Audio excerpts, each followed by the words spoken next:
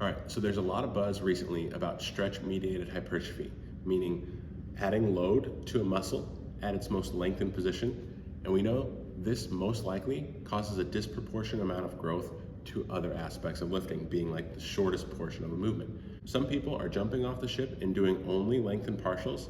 And while I wouldn't necessarily advocate for this, there are ways that you can modify your exercises to maximize the loading in the most stretched position to kind of get the best of both worlds, being full range of motion training, but also emphasizing the most stretched position. I'll show you how to implement this on 9 very common exercises so you can put them in your program today and get the most out of it.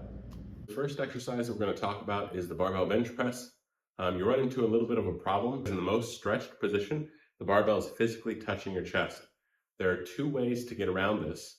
The first being dumbbells that allow you to get a little bit deeper, almost beside your chest, and the second is going to be a cambered bar bench press. The cambered bar is a bent bar that allows you to go down even farther before that bar would touch your chest. Push-ups also run into the same problem as the bench press does, meaning eventually as you go down, your chest touches the floor and you can't go super deep.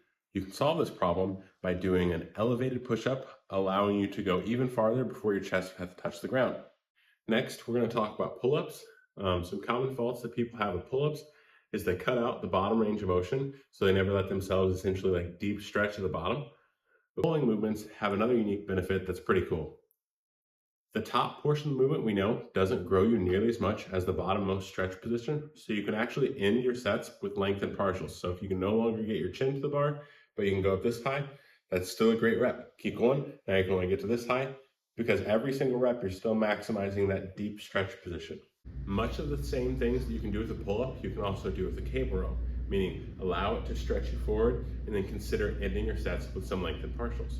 Hopefully you can take some of these key principles and exercises and add them either into this meso or your next mesocycle to start getting the benefits of stretch-mediated hypertrophy. Good luck.